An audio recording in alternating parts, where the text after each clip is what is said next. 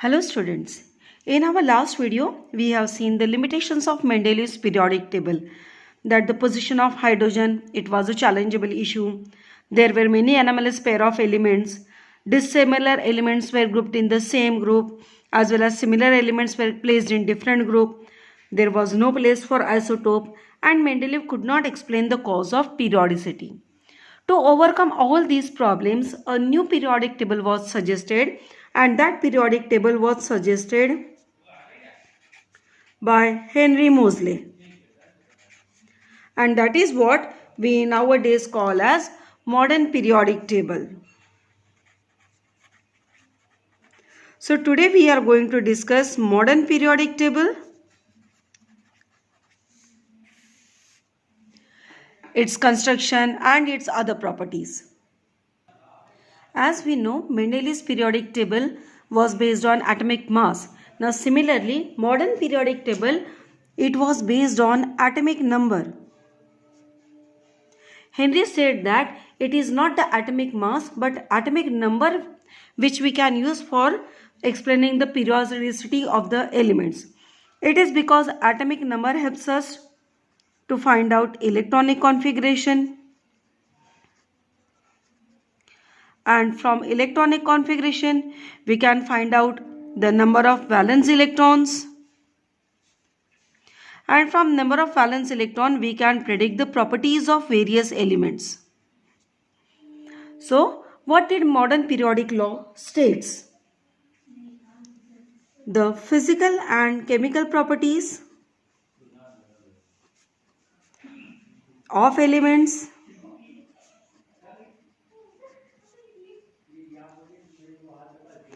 are periodic function of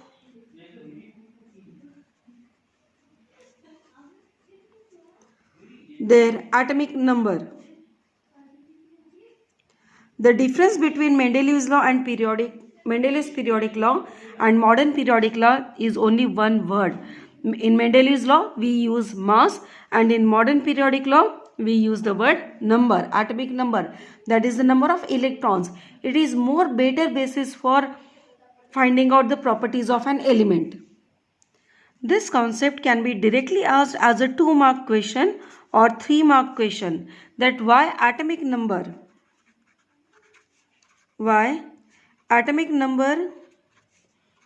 is considered a better basis for classification of elements.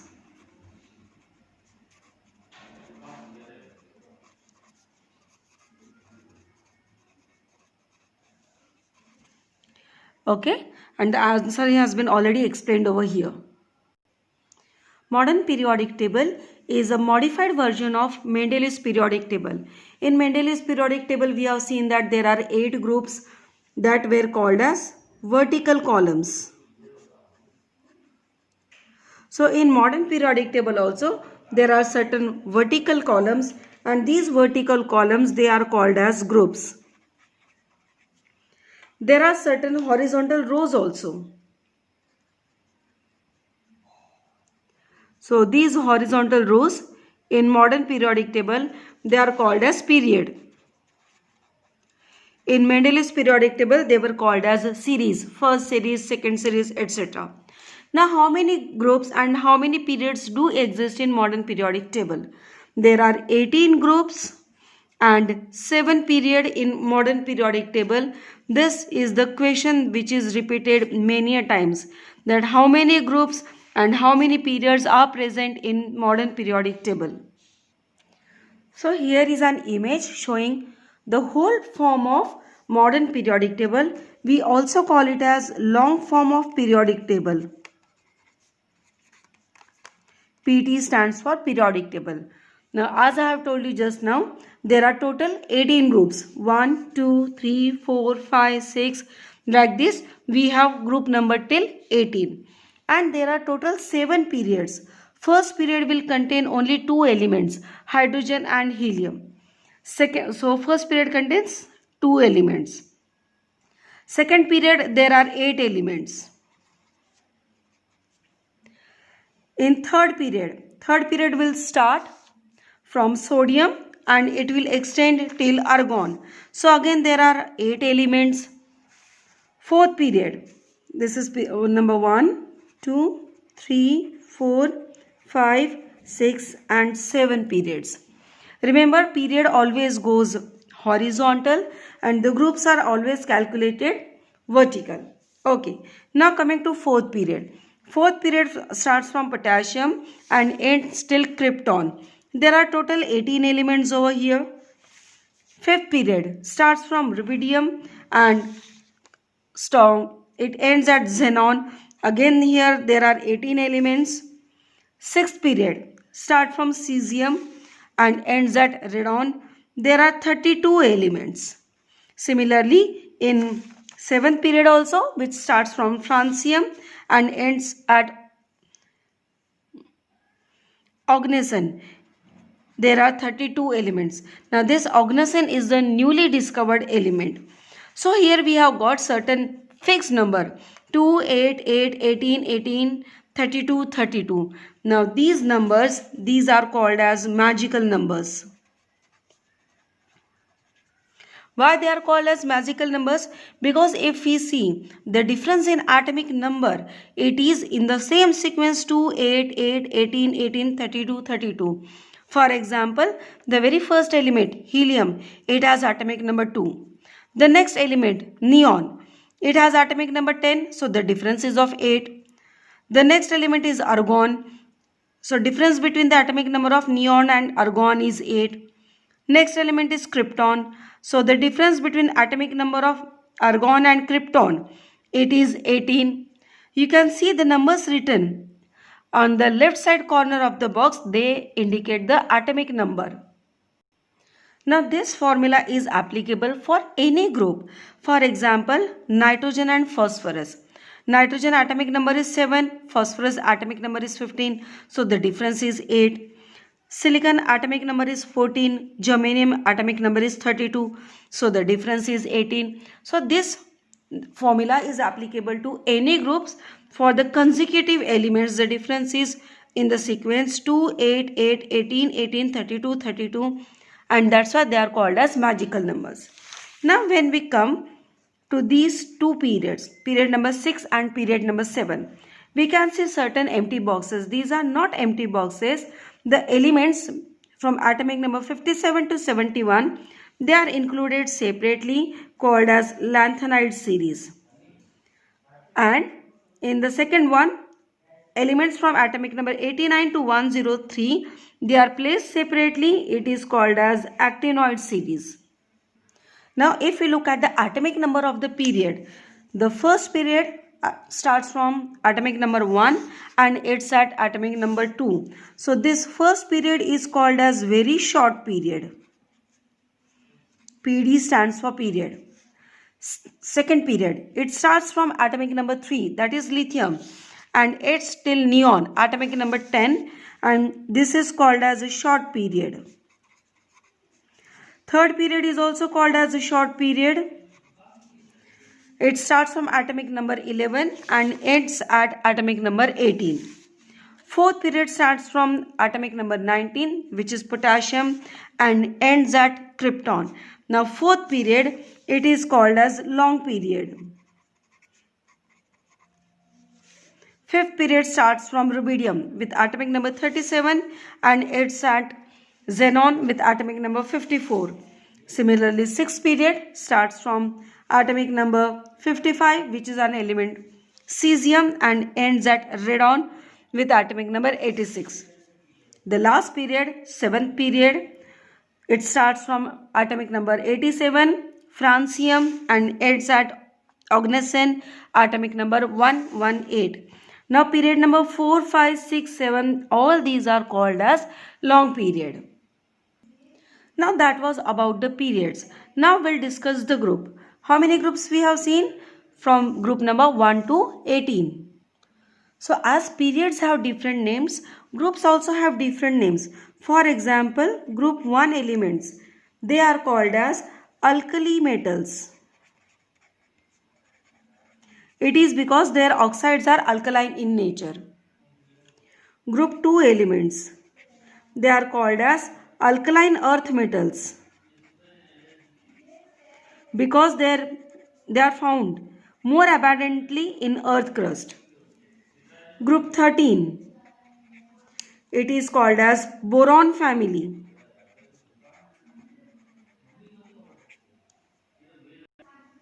Similarly, group 14 is called as carbon family. Group 15 is called as nitrogen family.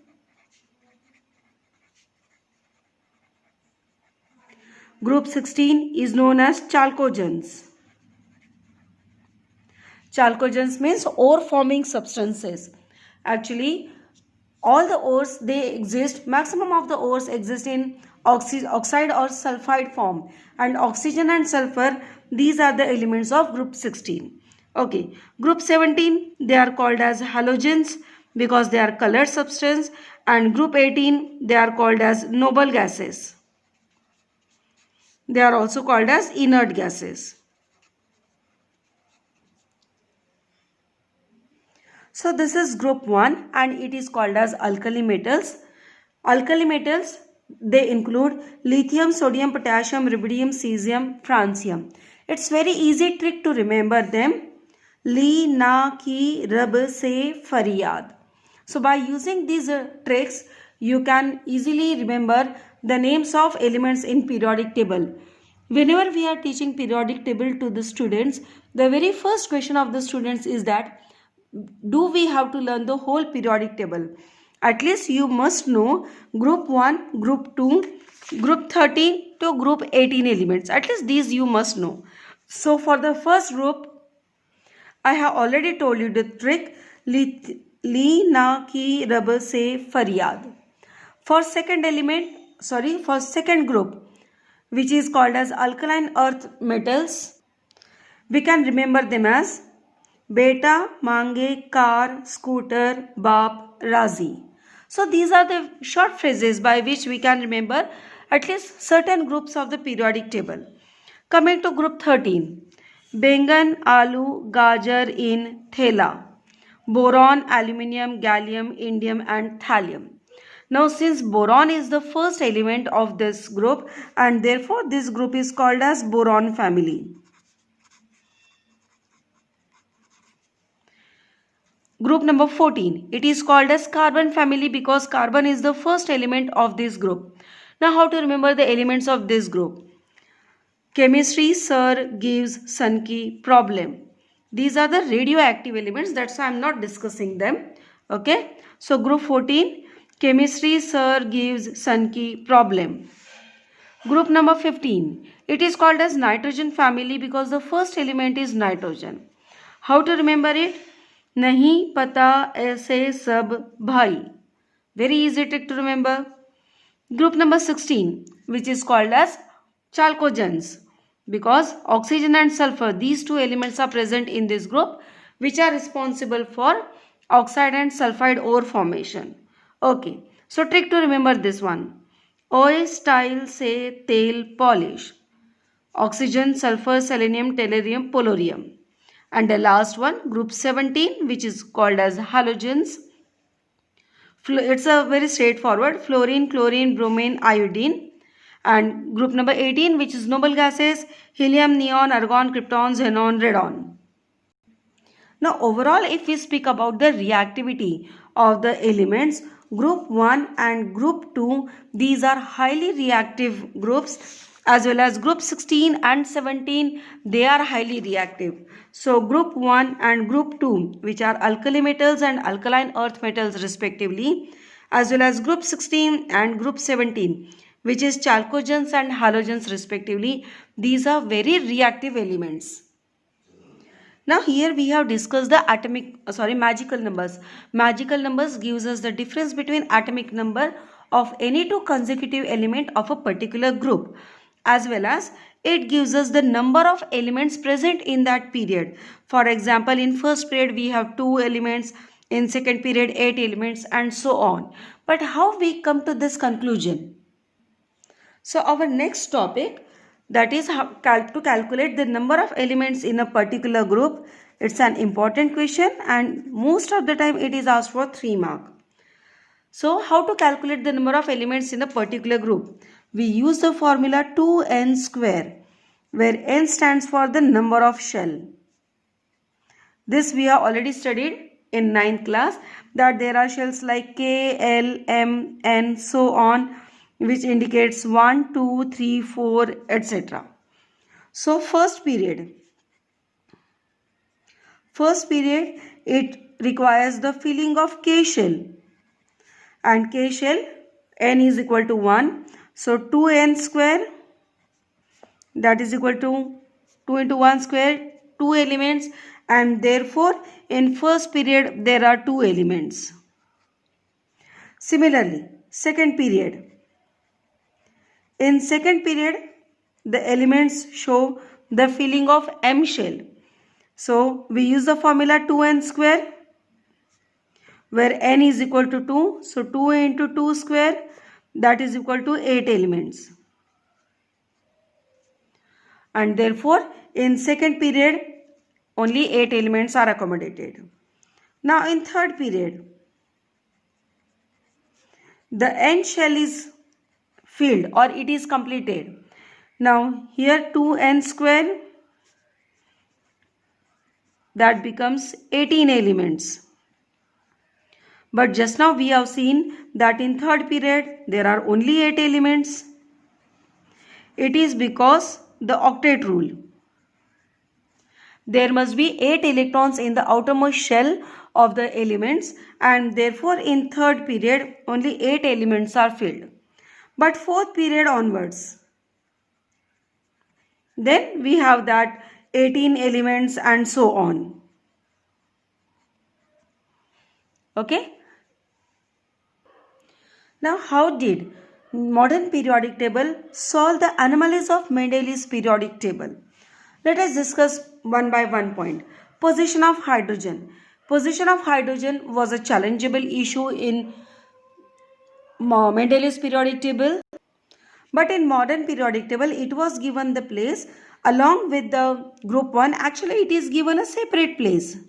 This box is completely separate. So, hydrogen has been assigned a separate place, and therefore the issue of position of hydrogen was solved. There were certain anomalous pair of elements in modern periodic table. All the elements, they are arranged based on atomic number,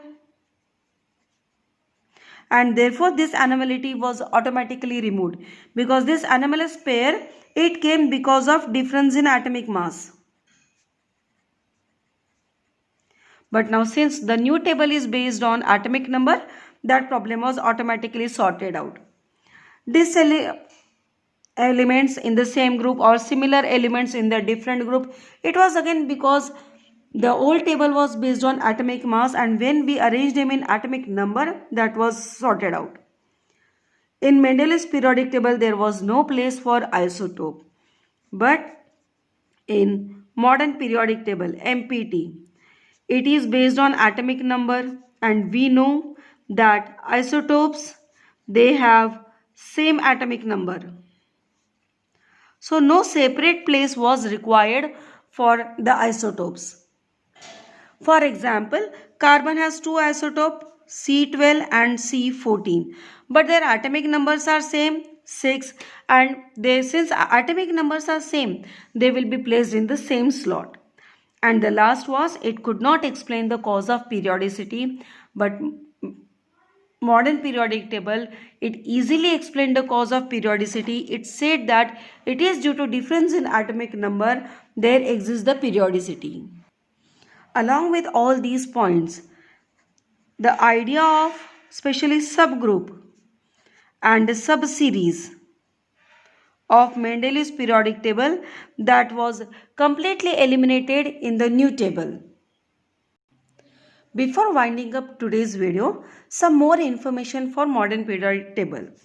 Group number 1 and 2, which include only 2 groups. Commonly they are called as S block elements.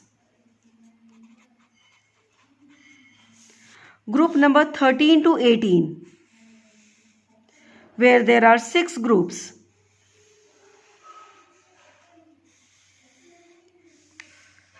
It is called as p block element. The central part of the periodic table, which includes from group number 3 to group number 12,